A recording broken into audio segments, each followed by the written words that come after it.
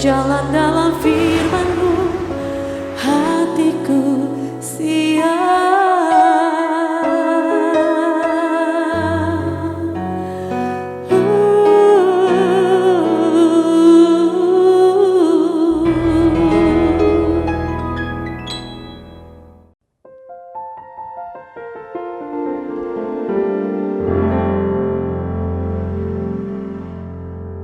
Salam, God Lover, senang bersama-sama kembali dalam Raise and God.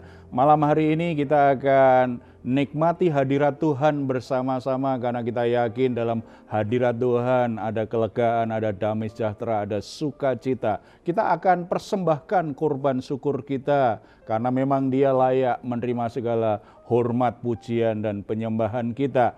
Dan semua pergumulan apapun yang kita sedang alami saat ini, mari kita bawa kepada Tuhan, karena Tuhan Yesus sudah mengundang kita dan berjanji kepada kita semua. Marilah kepadaku semua yang letih lesu dan berbeban berat, aku akan memberikan kelegaan kepadamu. Mari kita datang kepada Dia. Kita berdoa. Bapa di surga, kami bersyukur karena Engkau mengasihi kami. Kasih setiamu tidak pernah berubah dalam hidup kami. Kami tidak pernah sendirian, kami tidak pernah ditinggalkan. Malam hari ini kami membawa semua pergumulan, semua beban berat kami kepadamu. Karena kami sangat percaya dalam hadirat Tuhan. Ada kelegaan, ada sukacita, ada kekuatan dan pertolongan. Kami juga ingin memberikan kurban syukur kami yang terbaik kepadamu. Sebab Engkaulah Tuhan yang layak menerima segala pujian, hormat, dan penyembahan kami. Biarlah nama-Mu dimuliakan di dalam nama Tuhan Yesus Kristus. Amin. Amin.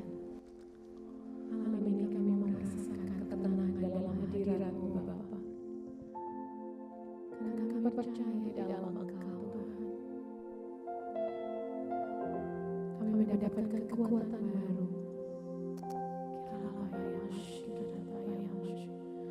Ku yakin Kau hadir di sini.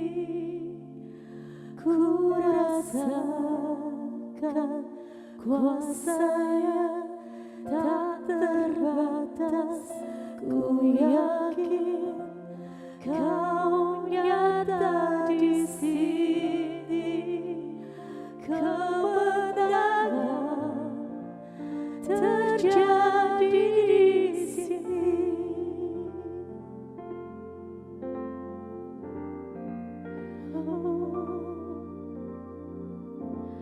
Ku menyembah dalam kudus hadirat-Mu. Hampiri tata kasih karunia-Mu, Bapa.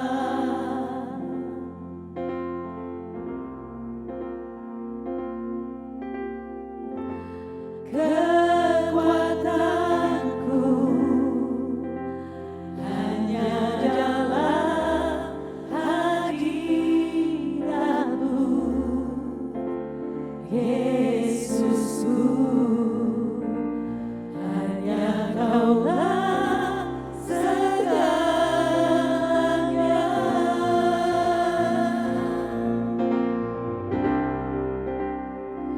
Ku yakin Kau hadir di sini.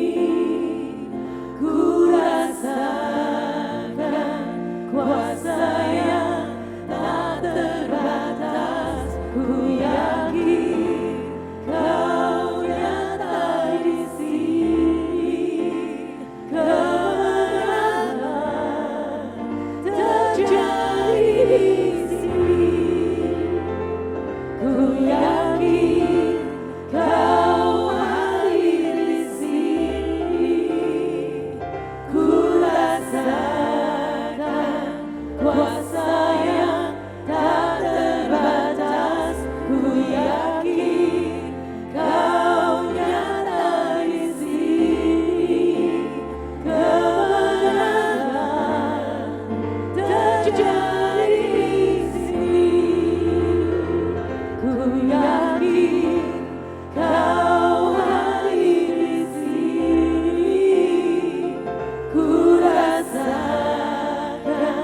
kuasa yang tak terbatas, ku yakin kau datang di sini, kemenangan terjadi di sini. Kami menang bersamamu,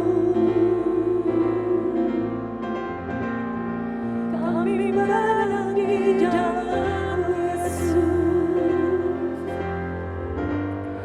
sebab Engkau yang menolong kami. Haleluya. Oh, Kaulah sukacita kami, Engkaulah yang memberi damai di dalam hidup kami. Terima kasih Yesus, sukacita kami penuh di dalam-Mu. Haleluya.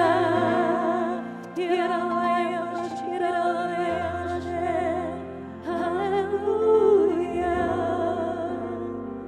Terima kasih Yesus.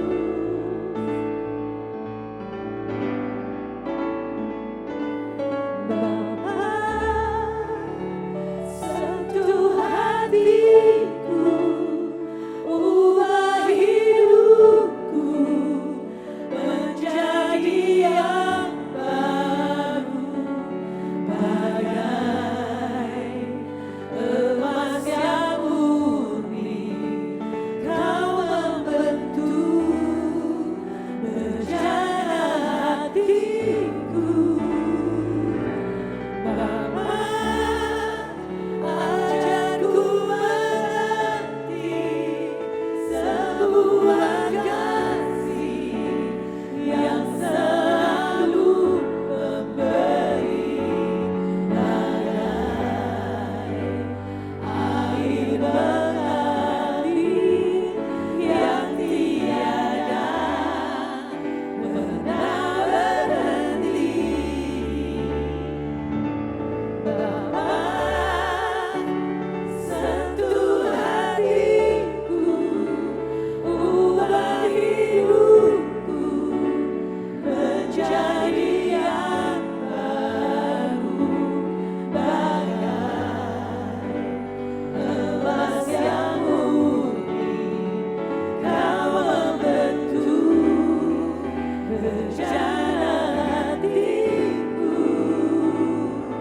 Bapa, ajarku mengerti sebuah kasih yang selalu memberi, bagai air mengalir yang tiada pernah berhenti.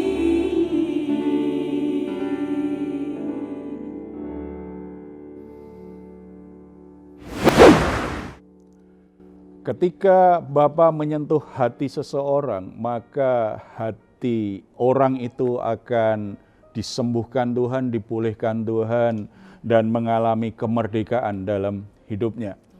Saudara-saudara, dalam sebuah keluarga yang benar, yang normal, biasanya setiap anggotanya saling mengasihi, setiap anggotanya saling peduli, saling melindungi. Tetapi dalam keluarga yang sakit secara emosional, hal itu tidak terjadi. Anggota satu dengan yang lain ada kebencian, anggota satu dan yang lain bersaing dengan cara yang tidak sehat, merebut perhatian orang tuanya dengan cara yang tidak baik, dan orang tua juga memperlakukan anak-anaknya dengan cara yang tidak benar, bahkan mungkin menyakiti anak-anaknya. Bicara tentang kebencian, mari kita sharing, sebab dampaknya kadang-kadang bisa sangat buruk sekali dalam relasi atau dalam hidup seseorang. Mungkin ada yang mau cerita tentang hal ini. Iya Pak, saya Pak. Belakangan ini kita mendengar banyak ada berita ya Pak ya, berita-berita tuh bahwasanya ada pasangan suami istri yang dimana suaminya tuh merasa sangat dihianati, sehingga dia sangat membenci si istrinya, Pak, sampai dia tuh tega. Dia menyuruh orang untuk membunuh istrinya sendiri. Itu bagaimana ya, Pak ya? Maksudnya orang yang sangat dia kasihi justru karena merasa dihianati jadi dia malah berbalik benci banget sampai tega untuk membunuh tuh, Pak. Ya, cinta itu kuat seperti maut. Sangat kuat sekali ya. Jadi kalau itu cintanya dikhianati, maka kemarahan, perasaan sakitnya sangat besar. Cinta berubah jadi kebencian. Kalau berubah jadi kebencian biasanya ada keinginan untuk menyakiti orang yang dikasihi. Jadi kalau sampai membunuh itu bagian dari luka dikhianati luar biasa, sehingga ada kebencian yang begitu besar dan dia ingin kembali membalaskan rasa sakit itu terhadap istrinya. Cuma memang jadi tragis sekali kalau akhirnya istrinya dibunuh ya. Mungkin tidak sampai pembunuhan, tetapi itu banyak terjadi juga dalam konflik-konflik rumah tangga, dalam keluarga atau dalam persahabatan atau di mana saja kita berada dalam interaksi sosial ya. Amsal 10 ayat 12 menuliskan seperti ini. Kebencian menimbulkan pertengkaran, tetapi kasih menutupi segala pelanggaran. Ketika terjadi konflik hubungan secara personal, itu sebenarnya sudah ada gejala kebencian akan tumbuh kalau tidak diwaspadai. Ketika kita alami konflik, kita salah paham, kita akhirnya saling menyakiti satu sama lain walaupun secara verbal gitu. Kemudian biasanya secara sikap juga, itu sebenarnya benih kebencian akan tumbuh ketika kita tidak waspadai, ketika kita ada konflik-konflik personal seperti itu. Kebencian itu biasanya kalau udah mulai tumbuh kebencian, ingin mencelakai orang yang dia benci, ingin menghancurkan orang yang dia benci, ingin menolak kehadiran orang yang dibenci. Tindakan-tindakan itu kemudian akan muncul. Ini berlawanan dengan kasih, berlawanan dengan cinta. Dalam kasih itu kan berusaha untuk menguatkan, melindungi, itu kan menjaga hubungan supaya yang dikasih itu tidak jauh dari dia. Ada keinginan-keinginan seperti itu, tapi kebencian tidak, sebaliknya dari kasih. Orang bisa benci dengan berbagai sebab. Yang pertama tadi, karena perasaan dikhianati. Pengkhianatan itu sungguh menyakiti hati, sehingga cinta berubah jadi kebencian itu. Tidak hanya itu, biasanya orang juga benci karena iri. Iri itu bisa karena benar-benar dia merasa orang lain lebih baik dari dia, atau cemburu karena orang lain dapat sesuatu yang lebih baik. Misalnya kalau kita lihat kasus saudara-saudara Yusuf. Yusuf dikasih oleh ayahnya lebih dari saudara-saudaranya. Melihat hal itu, saudara-saudara Yusuf jadi iri, jadi cemburu. Akhirnya membenci Yusuf. Padahal yang memperlakukan berbeda kan ayahnya. Tetapi dia ada kebencian terhadap Yusuf, makanya dia berusaha untuk menyingkirkan Yusuf dengan berbagai macam cara. Bisa juga misalnya kalau kita lihat kisahnya kisah Kain. Ketika Kain dan Habil sama-sama memberi persembahan Habil diterima Tuhan, persembahan Kain ditolak oleh Tuhan. Kain sebagai anak yang lebih tua merasa malu, merasa kecewa, dan sepertinya dia ditolak Tuhan, perasaan terluka. Tetapi dilampiaskan kepada adiknya.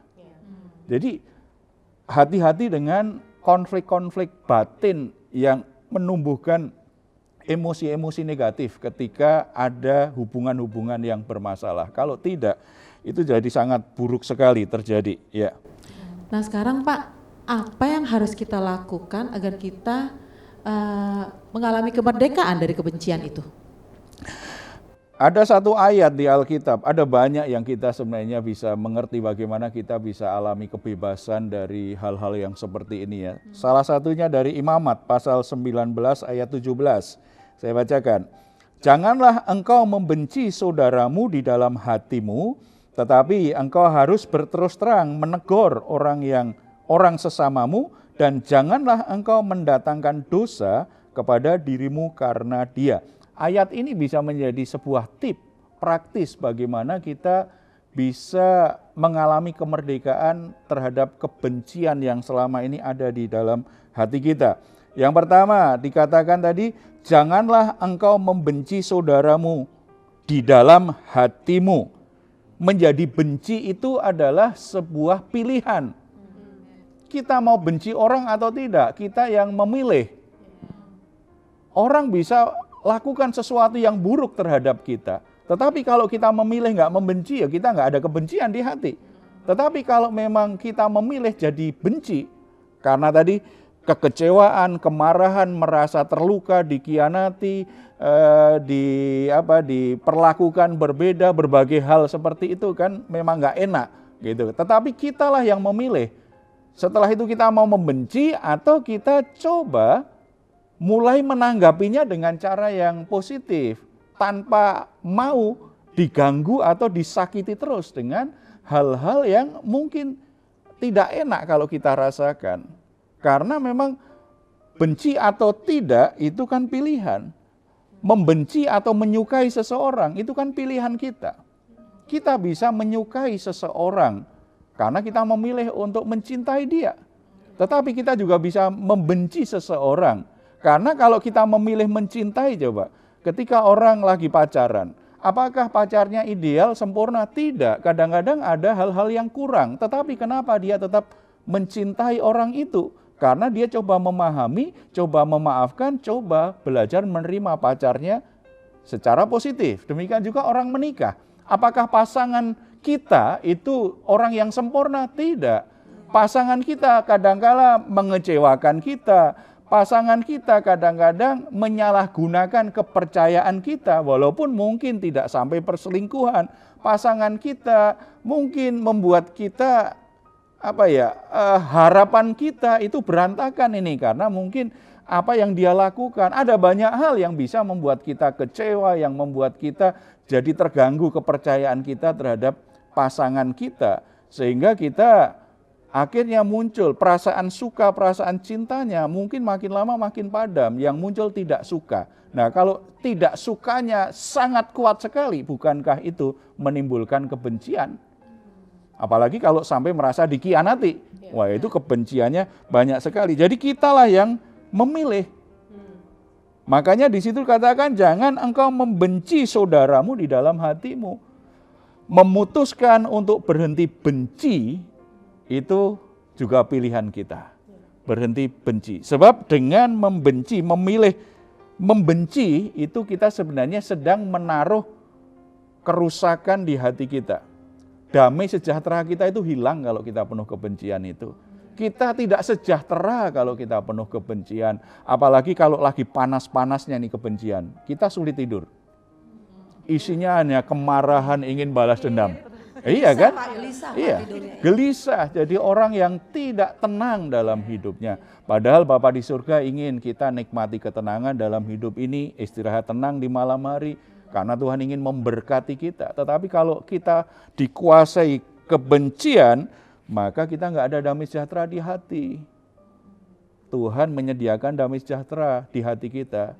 Tetapi ketika kita memilih kebencian, kita merusak apa yang Tuhan berikan itu. Yang kedua tadi dikatakan, tetapi engkau harus berterus terang menegur orang sesamamu. Perasaan benci itu akan sulit dikeluarkan dari hati kalau kita memang tidak mau untuk berhenti merasa benci.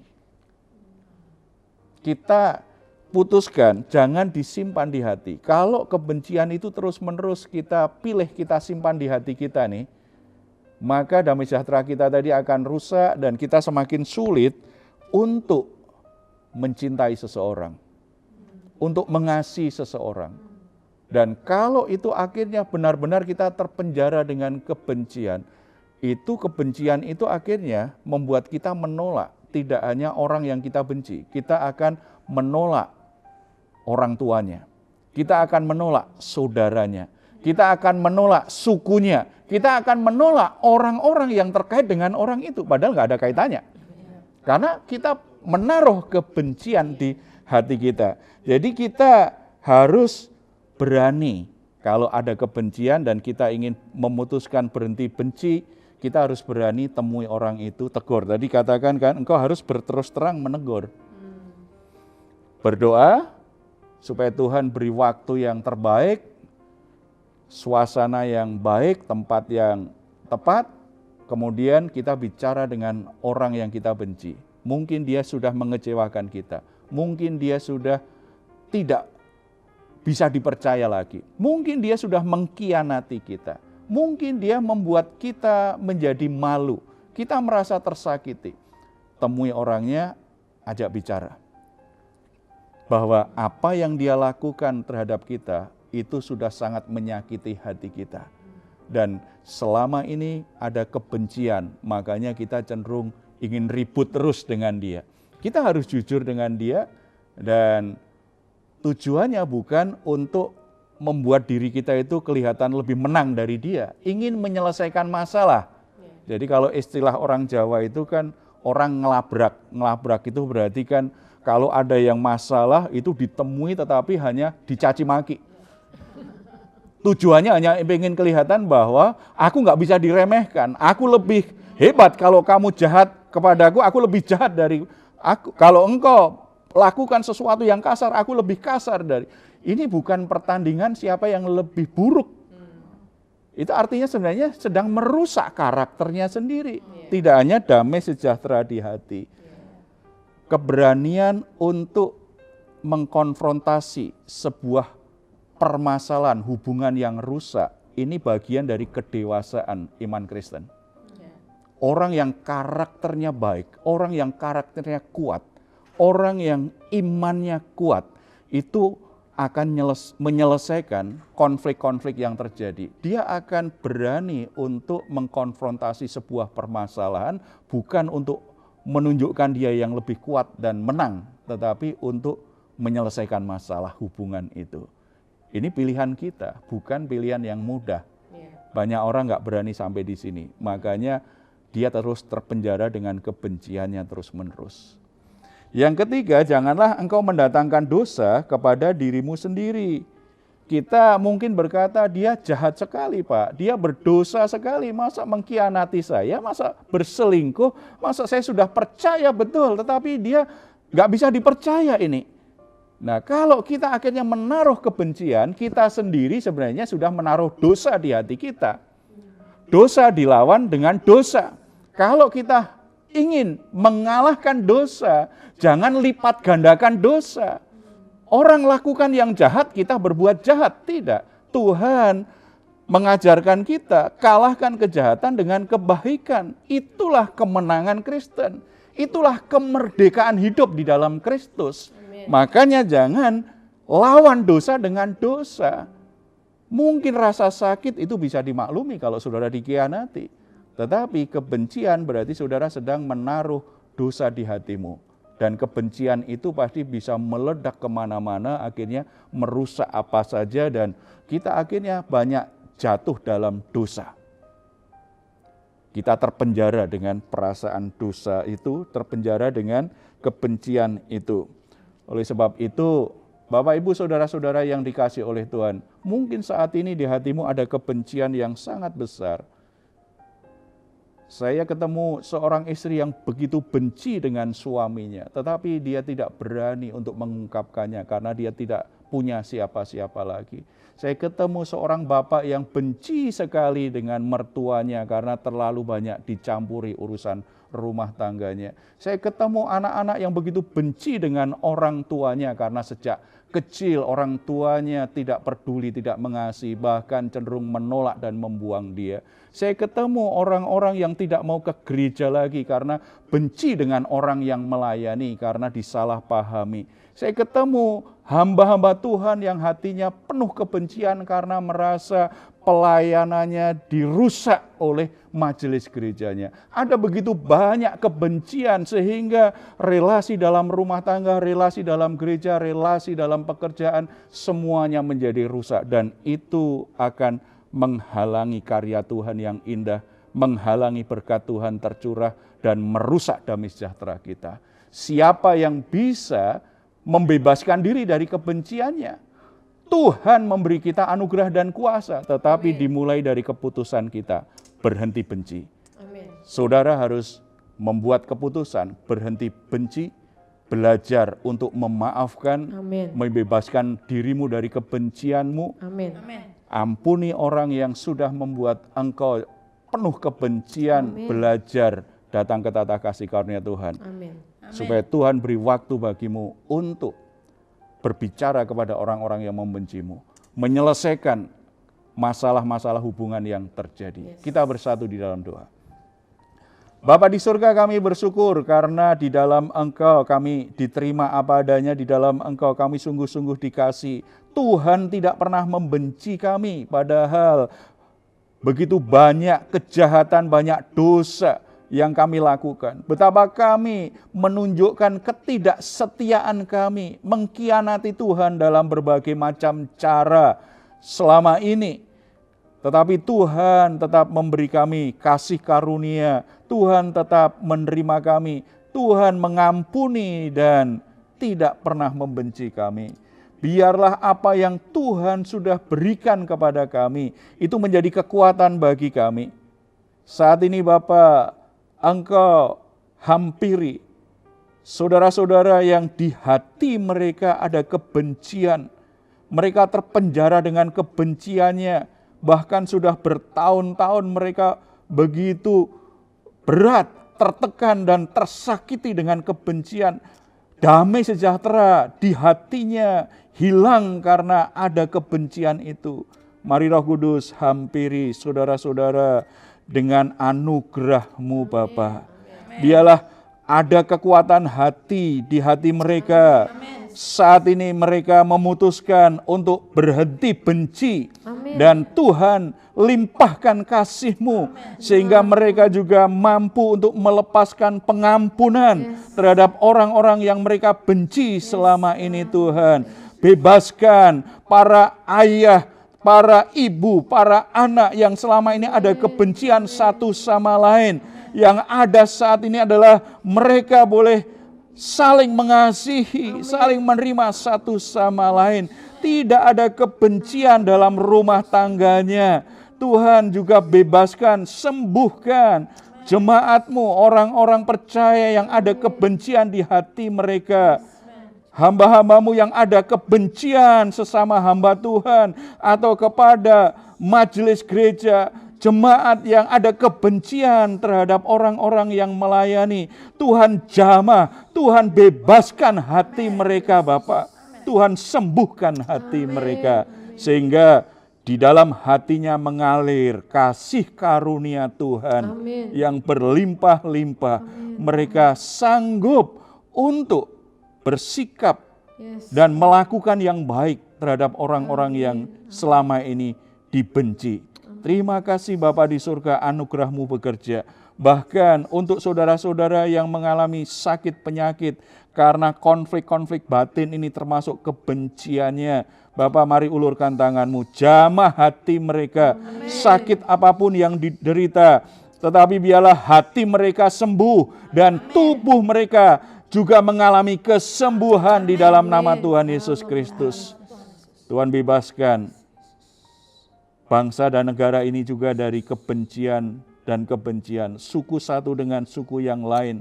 Demikian juga kelompok masyarakat satu sama lain yang menaruh kebencian di hati mereka sehingga saling menyerang satu sama lain.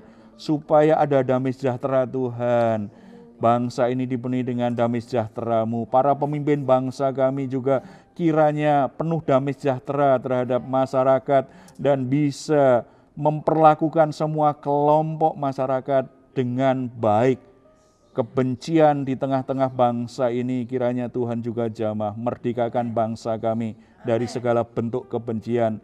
Yang ada adalah kasih sayang satu sama lain, saling menerima satu sama lain. Terpuji nama-Mu di dalam nama Tuhan Yesus. Amin. God lover, saat ini jika saudara mengalami pergumulan dalam keluarga atau mengalami pergumulan-pergumulan lain dan saudara membutuhkan dukungan doa, saudara jangan ragu untuk menuliskan pokok doa saudara di nomor telepon yang ada di layar saudara. Kita percaya bahwa doa-doa kita akan memulihkan hidup kita, memulihkan keluarga kita. Bagi saudara-saudara yang ingin memberikan komentar, silahkan menuliskannya juga di ruang komentar di channel Diaspora TV. Kami tunggu. Mazmur 4 ayat 8-9. Engkau telah memberikan sukacita kepadaku lebih banyak daripada mereka ketika mereka kelimpahan gandum dan anggur. Dengan tentram aku mau membaringkan diri lalu segera tidur, sebab hanya Engkaulah ya Tuhan yang membiarkan aku diam dengan aman. Selamat malam, selamat beristirahat. Tuhan Yesus memberkati kita semuanya.